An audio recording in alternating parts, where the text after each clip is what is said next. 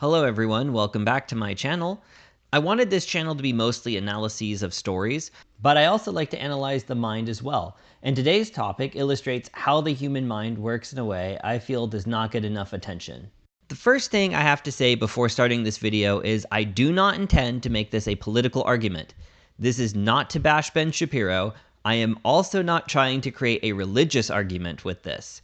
The point of this is to demonstrate the nature of thinking and facts. And of course, I have to quote Jung, "The human mind swings between sense and nonsense, not right and wrong." We all know the line, "Facts don't care about your feelings." Forget about the disrespect. Facts don't care about your feelings. From Ben Shapiro. It's his cute little truism, but kind of misses the point. The world is only half of the world. The image of the world is the other half, to quote Jung again. Let's start where I believe Ben Shapiro is right and move to where he is wrong. Because yes, I believe there's a spectrum to this. So if I say the world is spherical, it has to be that way for everyone, right? It has to be an objective fact. You can measure it, and you can't live in a world that's simultaneously the flat earth model and the spherical model. If I say there are 5 cats in the room, it has to be 5 cats. It can't be 4 or 3. If there are 4 and I say 5, then I am objectively wrong. You can't really put feeling onto those things, right? So the facts don't care about your feelings. I don't think anyone has their mind blown by that revelation. But Ben Shapiro is not a scientist, and he's not dealing in the realm of science. He is dealing in the realm of politics, which can occasionally include science, but includes just about everything else. And you might think history is a set of facts. There was a battle here, this many people died, and they battled here, and they won this, and these people died. These have to be objective. Either those people died in that battle or they didn't. Either the battle happened or it didn't. They signed the treaties this year and enacted this law this year. You can have objectivity in this way, but history is also a tangled mess of thousands of years of lying, and you are just hoping you are seeing which things are lies and which things are true. And who you are and where you grow up and what teachers you have determines your outcome on what you think about things. You are discussing facts while really discussing feelings. Ben Shapiro is Jewish and notably sides with Israel and thinks the Jews are God's chosen people and all of that. You probably know what I'm talking about. So what are the facts in this? And do the facts care about his feelings? Let's see. So is Israel rightfully for the Jews? How on earth could you make an objective claim for this? You would look in the Bible. So let's say we all go with the Bible, that in the Old Testament, God delivered the Jews out of Egypt so they could go to the promised land, Israel. I know this is using the Bible, and not everyone believes in the Bible, but hypothetically, for the sake of the argument, let's say you believe in the Bible. The Jews lived in the land of Canaan along with several other ethnic groups and went to Egypt during a famine. The Jews were delivered out of Egypt by God so he could send them to Israel, which was occupied by several ethnic groups that had to be driven out and conquered. Jesus is the fulfillment of Abraham's covenant, not the Jewish people. If you are a Christian, that is what the Bible says. The Bible then says that the Jews had Jesus killed and a murderous revolutionary was freed in his place. So the Jews are not God's chosen people according to the New Testament. It was about the fulfillment through Jesus. So what right do the Jews have for the state of Israel if they defied God and are not even the chosen people? Well, if you are Jewish, you don't believe Jesus is the Messiah. Jewish point of view, or we don't believe in the divinity of Christ. I think that there you can make an argument that the Gospels, which were written... He was just a prophet. Right? No. We don't even believe he was a prophet. What do you think he was? What do you guys think he was? What do I think he was historically? I think he was a Jew who tried to lead a revolt against the Romans and got killed for his trouble. Just like a lot of other Jews at that time who were crucified for trying to lead revolts against the Roman and got killed for their trouble. So he became legend in story, and it became a bigger and bigger deal as time went on. Yeah, he had a group of followers, and then that gradually grew, and then... Do you think he was resurrected? No, that's not a Jewish belief. Okay, I just want to check. Yeah, no. And you don't believe what Christians believe. But why would a Christian have the same beliefs as a Jew? In fact, there is an objective fact. He has to be one or the other. Christians have faith that he is. Jews have faith that he isn't. Atheists weren't there, but they also believe that Jesus wasn't the Messiah.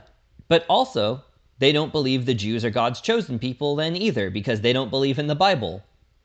Or maybe they'll see the Bible as some historical things that happened, but they wouldn't say that supernaturally or spiritually or cosmically the Jews were given Israel. With religion, your arguments become faith-based. That's the nature of religion. It isn't scientific. So already we have reached an impasse on Israel because of the religious nature of it. But let's try the history route. Douglas Murray went on the Ben Shapiro show and said that the West could not survive without the existence of Jews. Again, I'm not trying to be anti-Semitic here, but if we are saying the facts don't care about your feelings, then let's look at the facts. Western civilization could not survive the destruction of the Jewish state because it would be, among much else, the cutting away of the whole tree that we're on, and Western civilization would die. So I regard the existential threat against the Jewish people to not just be about the Jewish people. It matters deeply to me that it is about the Jewish people. But it also matters to me because it's about America. Could America survive if the Jewish people were no more on its watch, or everybody was forcibly deported from the Holy Land? Come on. The Roman Empire was the most influential empire in the world. Even Muslims take influence from Roman architecture, and they aren't Western. When the Western Roman Empire eventually collapsed after hundreds of years, the West was basically just trying to recreate the Roman Empire over and over again. I mean imitation to the point of LARPing. Like we have the Holy Roman Empire, which was just a Frankish empire. All the Romance languages are just butchered Latin.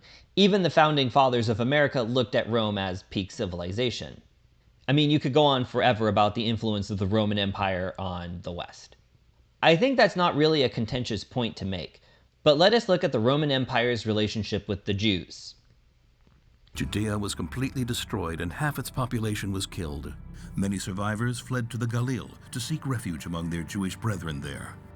Jerusalem, the reason for the uprising, was wiped out completely, and a pagan Roman city, Aelia Capitolina, was built on its ruins.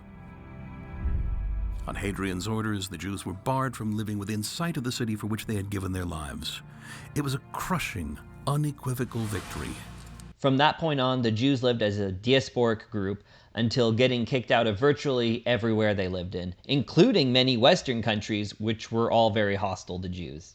Until the 20th century, when the British claimed Israel for the Jews again, and Israel was officially established in 1948.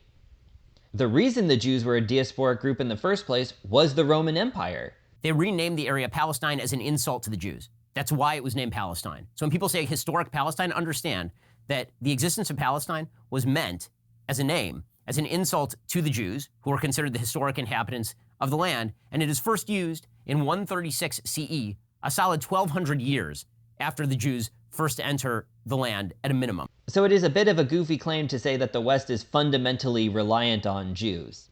But Ben Shapiro has put a lot of effort into collecting all of the most influential conservatives to get them to say this as well as the Judeo-Christian thing. So the Palestinians, Arabs, who had been there for centuries then, were being kicked out of their homeland. The Jews bought up property and formed segregation until the Jews basically owned all of Israel again. And if you say the Jews don't have a system of racial segregation in place, then you should be all for open borders for Israel because they apparently have no racial aspect to them and are a nation of an idea, not really a racial or ethnic group. Here is a tautology for you. The Jewish state of Israel has an interest in being a Jewish state. This video really isn't about saying who should have that land or anti-Semitism or whatever. I'm trying to illustrate that when you make an argument with facts, you end up using your feelings. Ben Shapiro is Jewish, that's a fact. Ben Shapiro denies Jesus as Messiah, that's a fact. He wouldn't even disagree. Ben Shapiro believes that that particular land in the Middle East should be for the Jews. It's a fact that he believes that. But his belief is built on feelings, not fact. He uses the facts he likes that work with his feelings and justifies his position that way, just like everyone else. Let's compare another history. The Spanish went to Central America and took it from the natives. But were they the natives? The Aztecs also took the land from other tribes. They came from the north and won battles until they owned that land and then terrorized all the other groups around them and ripped their hearts out and sacrificed to the Aztec sun god. But now I have to feel bad for the Aztecs because they were conquered by the Spanish. All of the tribes everywhere around the world battled each other for land. That's just the history of the world. Who owned the land before the Cherokee? Did they really own that land for 40,000 years and not once had to fight a battle to claim it? We don't have the same historical tracking for the Americas like we do for Europe and Asia, but to imagine they walked over to the land and never fought anyone for it, and everyone perfectly divided America up after crossing over from Asia is a very goofy and naive assumption to make. The Greeks conquered, the Romans conquered, the various Germanic groups conquered. You can also say the Arabs conquered, and yes, even the Bantu conquered. The Bantu are not from South Africa, but conquered up to that land to say they owned it. And so they could say that the Dutch and British settlers are not from there, even though the Bantu are also not from there as well. So we play this conquer and victim narrative in history depending on which side we're on.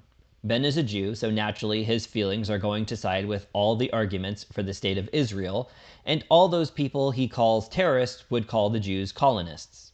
The Palestinians are going to side with the Palestinians because that's their side. Should Ben take on the facts of the Palestinians? Should the Palestinians take on the facts of the Jews? History is a mess, and we decide what the facts are based on our feelings. The facts that do not appeal to our feelings are explained away. That's how most facts work. Your feelings determine facts. I have mentioned history and religion in this, but really the first recorded time, as far as I can tell, Ben Shapiro used the phrase, facts don't care about your feelings, was in regards to this. Is about the bravest thing you can do. Did she deserve the award? Yes. Why are we mainstreaming delusion? It's not delusion. Why would you call it delusion? Because Caitlyn Jenner, I'll call him Caitlyn Jenner. No, because it's that's her. You're not being polite to the pronoun. Because disrespectful. Okay, forget about the disrespect. Facts don't care about your feelings. It turns out that every chromosome, every cell in Caitlyn Jenner's body is male with the exception of some of his sperm cells. It turns out that his brain structure is male. It turns out that he still has all of his male appendages. Which actually was a scientific argument on his part in arguing what the scientific definition of a man is, that looking at it objectively, we have defined sex as XX and XY, with tiny outliers for the cases of intersex. And we have come to a conclusion that XX means you were born a woman and XY means you were born a man. But the identity was what was at play. So when the transgendered person argues for their feelings and how they feel and how they want to be represented, Ben Shapiro will stomp all over it. But when Ben Shapiro tells you how he feels about things and what he thinks should happen, it's only a matter of fact, right? So then, do the facts care about your feelings in this situation? I don't really need to answer this, actually, after all I said. I strongly believe that even the right will move on to disagree with Ben Shapiro in 20 years' time, just as the right has gone on to take the left's position on everything else with time. And all of what we understand as scientific objectivity will be something completely different then, because the facts care about our feelings. Anyway, that was a super contentious video for me. I don't mean to get super political or anything, but it really speaks volumes to how we work the mind, how we think we talk about one thing, but we actually work our mind through a different way.